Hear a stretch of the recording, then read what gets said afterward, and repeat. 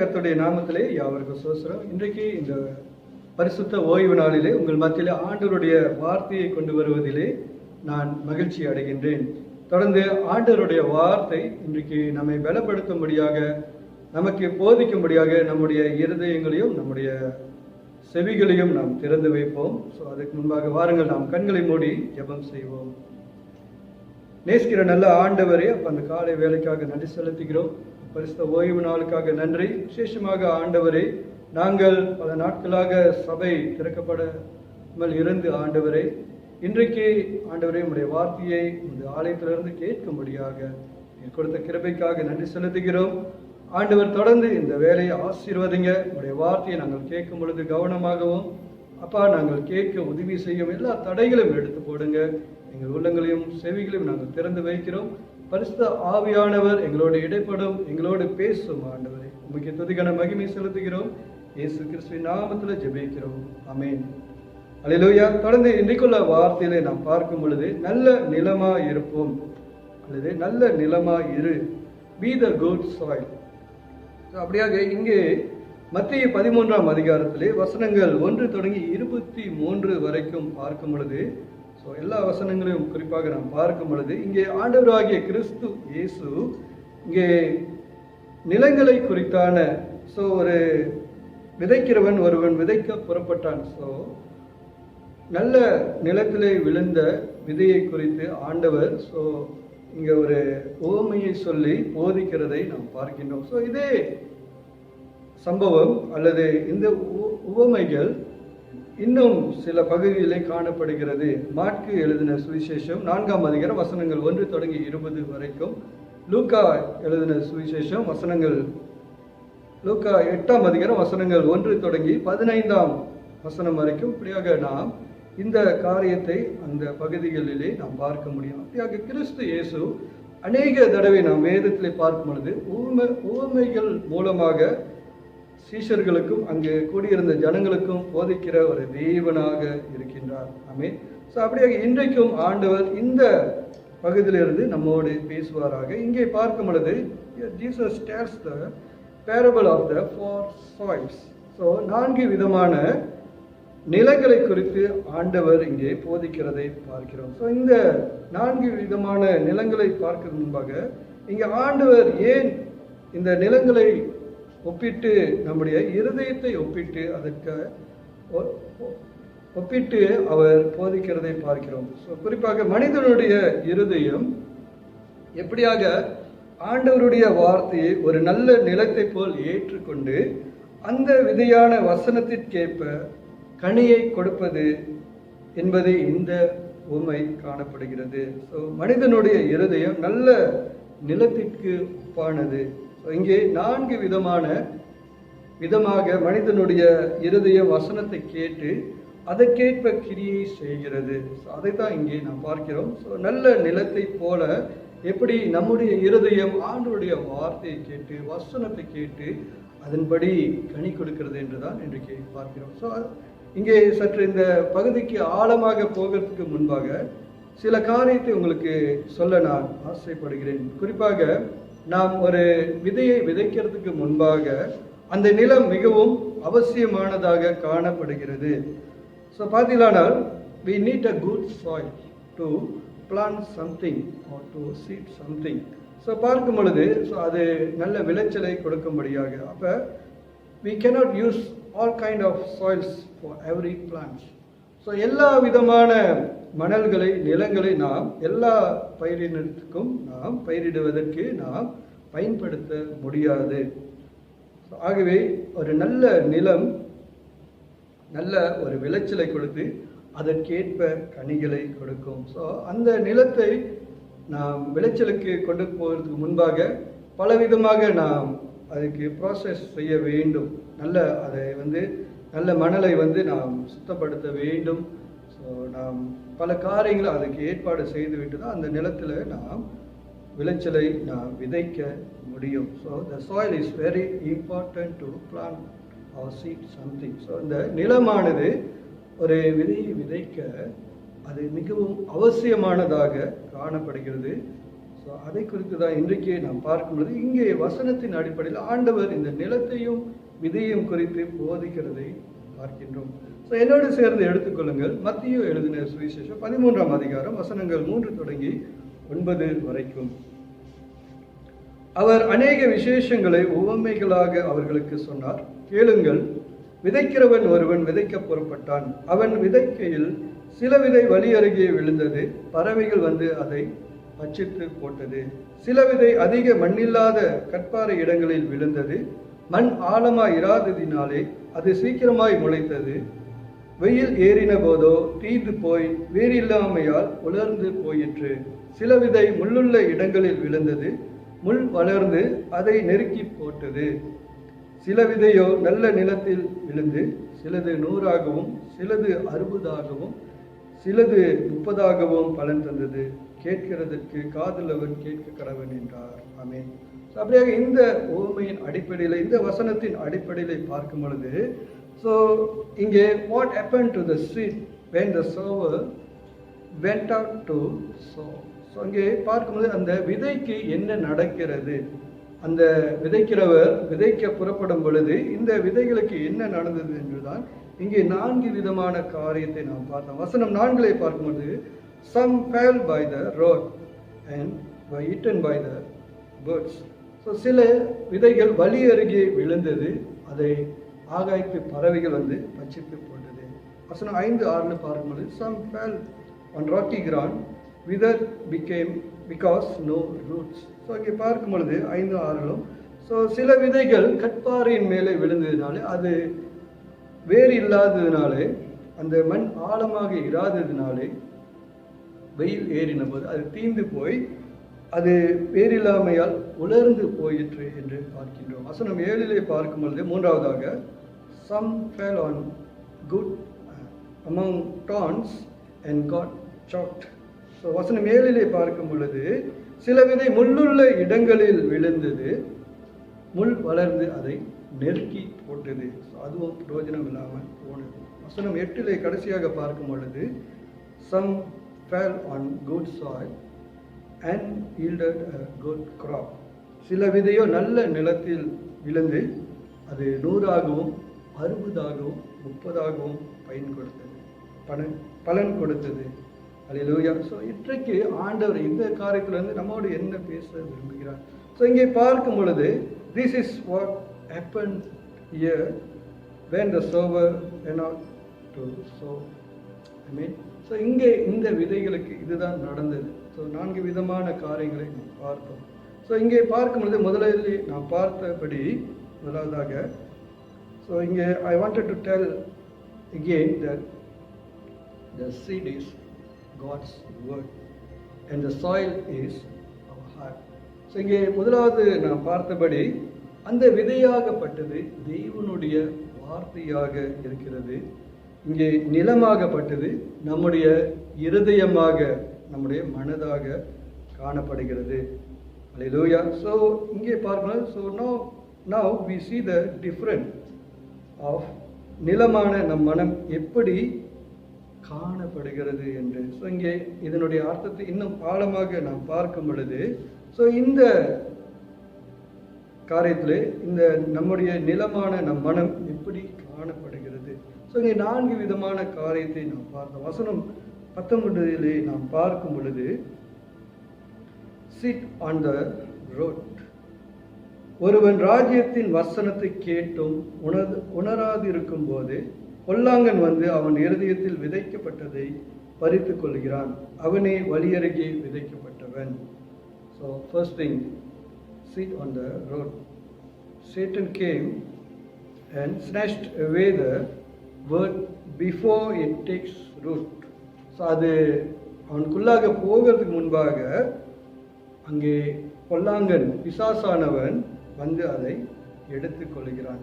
So அது ஆழமாக போய் சேரவில்லை. ஸோ இங்கே பார்க்கும் பொழுது பீப்புள் வழியருகே விதைக்கப்பட்டவர்கள். ஸோ வழியருகே உள்ள நிலம். So like many of the religious leaders, அதில் வேதத்தில் பார்க்கும்போது ஆண்டவராகிய கிறிஸ்து இயேசு இந்த ராஜ்யத்தின் சுவிசேஷத்தை குறித்தும் மற்ற காரியங்களை கொடுத்தும் அநேக தடவை வேதத்தில் பார்க்கிறோம். அவர் ஜெப ஆலயத்திலே அதிகாரத்தோடு போதித்தவராக இருக்கும் பொழுது, ஆனால் இந்த வேத அறிஞர்களோ சதுசேயர்கள் பரிசேயர்கள் பார்க்கும் பொழுது அநேகர் அதை ஏற்றுக்கொள்ளவில்லை. They refuse to believe God's message. So இங்கே இதை பார்க்கும் பொழுது இந்த வழியருகி விதைக்கப்பட்ட நிலத்தில் உள்ளவர்கள் அப்படியாகத்தான் காணப்படுகிறார்கள். So even though they heard many times God's word, but they refused to believe the message. Hallelujah. So அப்படியாக பார்க்கும் பொழுது இங்கே இப்படியாக ஒரு மனிதர்கள் காணப்படுகிறார்கள். ஸோ அதுவும் வேதனையான ஒரு காரியம். ஆண்டவருடைய வார்த்தையை கேட்கிறார்கள், ஆனால் அது அவர்களுக்குள்ளாக போகிறதுக்கு முன்பாக, ஏன்னா அவர்கள் விசுவாசம் இல்லாததுனாலே அதை பொல்லாங்கன் பிசாசானவன் எடுத்துக்கொள்கிறான். ஸோ அதனாலே அவர்களுக்கு பிரயோஜனம் இல்லாமல் போகிறது. ஸோ முதல் காரியம். ஸோ இரண்டாவது காரியத்தை பார்க்கும்போது வசனம் 20 நாம் பார்க்கிறோம். இந்த ராக்கி கிரவுண்ட், கற்பாறை மேல் விதைக்கப்பட்ட விதை. வசனம் 20, கற்பாறை இடங்களில் விதைக்கப்பட்டவன் வசனத்தை கேட்டு உடனே அதை சந்தோஷத்தோடு ஏற்றுக்கொள்கிறான். 21, ஆகிலும் தனக்குள்ளே வேறில்லாதவனாய் கொஞ்ச காலம் மாத்திரம் நிலைத்திருப்பான். வசனத்தின் நிமித்தம் உபத்திரவமும் துன்பமும் உண்டான உடனே இடரல் அடைவான். இங்கே பார்க்கும் பொழுது இரண்டாவது ரக மனிதர்கள் அல்லது இரண்டாவது விதமான நம்முடைய இருதயமாகிய நிலம் எப்படியாக அதை ரியாக்ட் பண்ணுது. ஆண்டவருடைய வார்த்தை கேட்ட பிறகு they receive the word with joy, but since no root they fall away. So அது வேறு இல்லாததுனாலே அவர்கள் சீக்கிரமாக அதை ஏற்றுக்கொள்கிறார்கள், சந்தோஷத்தோடு ஏற்றுக்கொள்கிறார்கள். ஆனால் வேறு இல்லாமையால் ஸோ அவர்களுக்கு துன்பம் நெருக்கடிகள் வரும் பொழுது, பிரச்சனைகள் அல்லது யாராவது பிரச்சனைகள் கொடுக்கும் பொழுது அந்த வசனமாகப்பட்டது அவர்களுக்குள்ளாக போகாமல் அது வீணாக போய்விடுகிறது. The rocky people or rock people. So கற்பாறை மேல் விதைக்கப்பட்ட விதைகள். So like many in the crowds who followed Jesus. பதிலானால் அநேகர் ஜனக்கூட்டம், அநேகர் ஆண்டவர் போகிற இடமெல்லாம் அநேகர் சென்று ஆண்டவருடைய வசனத்தை கேட்க போகிறார்கள். ஸோ ஒரு கூட்டமாக போகிறார்கள். அவர்கள் பார்த்தீங்கன்னா அந்த கூட்டத்தை போல அவர்கள் கேட்கிறார்கள். They believe message but never get around to doing anything about it.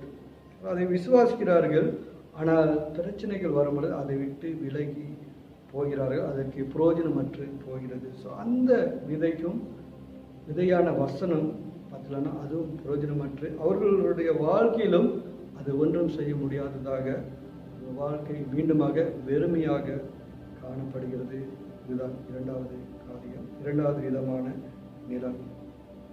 இங்கே மூன்றாவது காரியத்தை பார்க்கும்போது thorns. ஸோ முள்ளுள்ள இடங்களில் விதைக்கப்பட்டவன் பார்க்கும் பொழுது they hear the word of God but the cares for this world chopped it. தமிழிலே நாம் வாசிப்போம். வசனம் 22, முள்ளுள்ள இடங்களில் விதைக்கப்பட்டவன் வசனத்தை கேட்கிறவனாய் இருந்தும் உலக கவலையிலும் ஐஸ்வர்யத்தின் மயக்கமும் வசனத்தை நெருக்கி போடுகிறதினால் அவனும் பலனற்று போவான். ஸோ இங்கே லூக்காவில் இதே வசனத்தை பார்க்கும் பொழுது அதில் இன்னொரு காரியத்தை சொல்லப்படுகிறது, சிற்றின்பங்கள். ஸோ உலகத்தின் சிற்றின்பங்கள், ஸோ பாவமான காரியங்கள். ஸோ அப்போ பார்க்கும் பொழுது அந்த வசனத்தை அவன் ஏற்றுக்கொள்கிறான். They hear the word of God, but because of the worldly, அவர்கள் உலக பிரகாரமாக காணப்படுகிறதுனாலே ஸோ அந்த விதை அவனை நெருக்கி போடுகிறது, அவனும் பலனற்று போகிறான். So they believe the message, but when the worldly thing become the priority, they leave no room in their life for God. So உலக காரியங்கள் அவருக்குள்ளாக வரும் பொழுது ஸோ வசனம் கிரியை செய்யாமல் ஆண்டவருக்கு அவர்களுடைய வாழ்க்கையில் இடம் கொடுக்காமல் போகிறார்கள். ஸோ இது மூன்றாவது காரியம். ஸோ இதுவும் ஒரு வேதனையான காரியம். ஸோ விதைக்கப்பட்ட விதை இங்கே பலனற்று போகிறது. அதனால எந்த பிரயோஜனமும் இல்லாமல் அந்த மனிதனும் வெறுமையாக காணப்படுகிறான். ஸோ கஷ்டமான மூன்று காரியங்களை பார்ப்போம். நான்காவதாக பார்க்கும்போது ஆண்டவர் சொல்கிறார், இங்கே நான்காவதாக கடைசியாக பார்க்கும்போது வசனம் 23, நல்ல நிலத்தில் விதைக்கப்பட்டவனோ வசனத்தை கேட்கிறவனும் உணர்கிறவனுமாய் இருந்து 100ஆகவும் 60ஆகவும் 30ஆகவும் பலன் தருவான் என்றார். ஆமென். So they hear the word, accept it, understands it and bear fruit. Hallelujah. So கடைசியாக பார்க்கும் பொழுது அந்த நல்ல நிலத்தில் விதைக்கப்பட்டவர்கள் வசனத்தை கேட்கிறார்கள், உணர்கிறார்கள், அதை ஏற்றுக்கொள்கிறார்கள், அதன்படி கனி கொடுக்கிறார்கள். Hallelujah. So இன்றைக்கு good soil people கடைசியாக பார்க்கும்போது they follow, obey Jesus no matter what the cost. Amen. So அவள் வாழ்க்கையில் என்ன நடந்தாலும் ஆண்டவருடைய வார்த்தை அவளுக்குள்ளாக போகிறது. ஏன்னா நல்ல நிலங்களாக இருக்கும் பொழுது அது நல்ல ஒரு விளைச்சலை கொடுத்து நல்ல கனிகளை அது கொடுக்கிறது. ஸோ இன்றைக்கு நாம் இந்த 4 காரியத்தில் எப்படியான நிலமாக நாம் காணப்படுகிறோம்? Which type of soil are you? So 4 விதமாக பார்த்தோம். வழி அருகே உள்ள நிலம், கற்பாறை மேல் விழுந்த விதை, அல்லது முட்செடிகள் மேலே விழுந்த விதை, நல்ல நிலத்தில் விழுந்த விதை. ஸோ இன்றைக்கு நாம் எப்படியான நிலமாக அல்லது நம்முடைய மனம் எப்படியாக காணப்படுகிறது? ஆண்டவருடைய வார்த்தை நம்மை நோக்கி வரும் பொழுது நாம் இங்கே பார்க்கும் பொழுது 4 விதமான காரியத்தில் we can choose the freedom, the liberty. But நல்ல நிலங்களாக இருக்கும் பொழுது நாம் நிச்சயமாக கனி கொடுப்போம். ஆமென். ஸோ வசனம் 23 மீண்டுமாக பார்ப்போம். நல்ல நிலத்தில் விதைக்கப்பட்டவனோ வசனத்தை கேட்கிறவனும் உணர்கிறவனுமாய் இருந்து 100ஆகவும் 60ஆகவும் 30ஆகவும் பலன் தருவான். ஆமென். ஸோ இன்றைக்கு ஆண்டவருடைய வார்த்தையை நாம் கேட்கிறோம், அதை உணர வேண்டும். அந்த வார்த்தை என்ன சொல்லுகிறது என் வாழ்க்கையில், ஆண்டவர் என்ன சொல்ல வருகிறார், அதை நாம் கவனமாக கேட்டு அதன்படி நாம் கீழ்ப்படிந்து நடக்கும் பொழுது நிச்சயமாக நம்முடைய வாழ்க்கையில் ஆசீர்வாதம் பெருகும், நாம் கனி கொடுக்கிறவர்களாக காணப்படுவோம். ஆமென். ஸோ இப்படியாக இந்த வசனத்தின் அடிப்படையிலே பார்க்கும்போது சங்கீதம் 1ஆம் அதிகாரம் வசனம் 2, 3 அதை தான் நாம் பார்க்கின்றோம். Turn with me, Psalms chapter 1 verses 2 and 3. தமிழிலே நான் வாசிக்கின்றேன். கர்த்தருடைய வேதத்தில் பிரியமாய் இருந்து இரவும் பகலும் அவருடைய வேதத்தில் தியானமாய் இருக்கிற மனுஷன் பாக்கியவான். ஆமென். கர்த்தருடைய வேதத்தில் அவன் நீர்க்கால்களின் ஓரமாய் நடப்பட்டு தன் காலத்தில் தன் கனியை தந்து இலையுதிராதிருக்கிற மரத்தை போல் இருப்பான். அவன் செய்வதெல்லாம் வாய்க்கும். ஆமென். அவன் செய்வதெல்லாம் வாய்க்கும். யார் என்றால் கர்த்தருடைய வேதத்தில் பிரியமாய் இருந்து இரவும் பகலும் அவருடைய வேதத்தில் தியானமாய் இருக்கும் பொழுது, கீழ்ப்படியும் பொழுது, அதன்படி நடக்கும் பொழுது, அதை உணர்ந்து நாம் வாழும் பொழுது நிச்சயமாக நம்முடைய வாழ்க்கையிலே ஆசீர்வாதம் பெருகும். ஆமென். ஆண்டவர் நம்மை ஆசீர்வதிப்பாராக. அப்படியாக இன்றைக்கு நாம் கனி கொடுக்கின்ற நிலமாக, விதையை ஏற்றுக்கொண்டு கனி கொடுக்கின்ற ஒரு நல்ல நிலமாக நம் மனதை நாம் தயார்படுத்த வேண்டும். லூக்கா 11ஆம் அதிகாரம் வசனம் 28 ஆண்டவராகிய கிறிஸ்து இப்படியாக சொல்கிறார். அதற்கு அவர், அப்படியானாலும் தேவனுடைய வார்த்தையை கேட்டு அதை காத்து கொள்ளுகிறவர்களே அதிக பாக்கியவான்கள் என்றார். ஆமென். Luke chapter 11 verse 28, Jesus said, "Blessed rather are those who are hear the word of God and obey to it." Amen. So ஆண்டவருடைய வார்த்தையை கேட்டு அதை காத்து கொள்ளுகிறவர்களே அதிக பாக்கியவான்களாக காணப்படுகிறோம். ஆமென். ஸோ இன்றைக்கு நல்ல நிலங்களாக ஆண்டவருடைய வார்த்தையை நாம் கேட்போம், அதன்படி நாம் கீழ்ப்படிந்து கனி கொடுக்கிற ஜனங்களாக இருப்போம். ஆகவே எனக்கு அன்பானவர்களே, இன்றைக்கு பல விதத்திலே தேவனுடைய வார்த்தை நம் மனதிலே வந்து விதை போல விழுகிறது. அந்த விதை தேவனுடைய வசனம் நன்றாய் அது விளைச்சலை கொடுக்க, முளைக்க நம் மனதை நாம் திறந்து வைப்போம். அது நிச்சயமாக நம் வாழ்விலே கனி கொடுக்கும். விசுவாசிப்போம். ஆமென். அல்லேலூயா. தொடர்ந்து ஆசீர்வாதம் பெருகும். கடைசியாக இந்த வசனத்தை வாசித்து நாம் முடிப்போம். யாக்கோபு 1ஆம் அதிகாரம் வசனம் 21 ஆண்டவராகிய கிறிஸ்து இந்த வசனத்திலே நம்மோடு பேசுவாராக. James chapter 1 verse 21. யாக்கோபு 1ஆம் அதிகாரம் வசனம் 21 நான் தமிழிலே வாசிக்கின்றேன். ஆகையால் நீங்கள் எல்லாவித அழுக்கையும் கொடிய துர்க்கணத்தையும் ஒழித்துவிட்டு உங்கள் உள்ளத்தில் நாட்டப்பட்டதாயும் உங்கள் ஆத்துமாக்களை ரட்சிக்க வல்லமையுள்ளதாய் இருக்கிற வசனத்தை சாந்தமாய் ஏற்றுக்கொள்ளுங்கள்.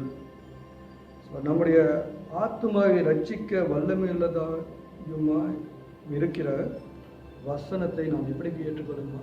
சாந்தமாய் ஏற்றுக்கொள்ளுங்கள் என்று வேதம் சொல்கிறது. இன்றைக்கு வசனம் நமக்குள்ளாக கிரியை செய்ய வேண்டும். ஆசீர்வாதமாக வாழ.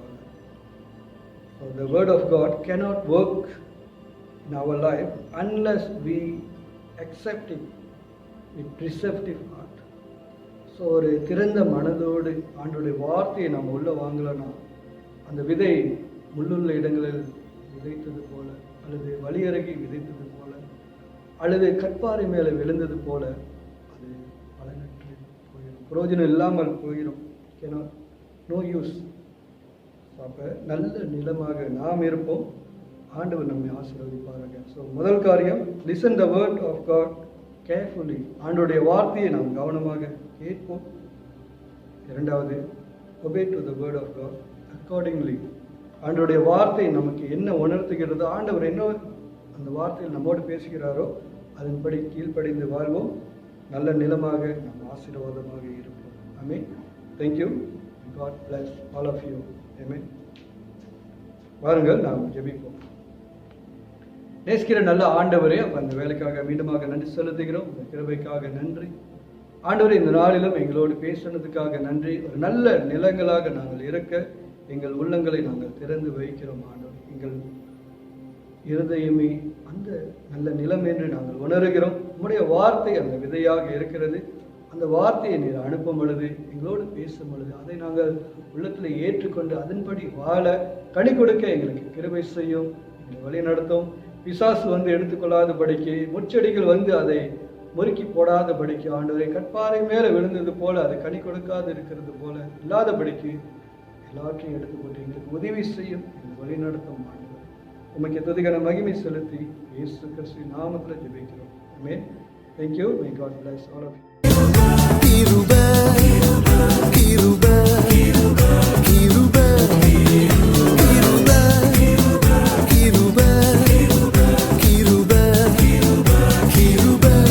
கிருபை கிருபையால் நிலை நிற்கின்றோம். கிருபையால்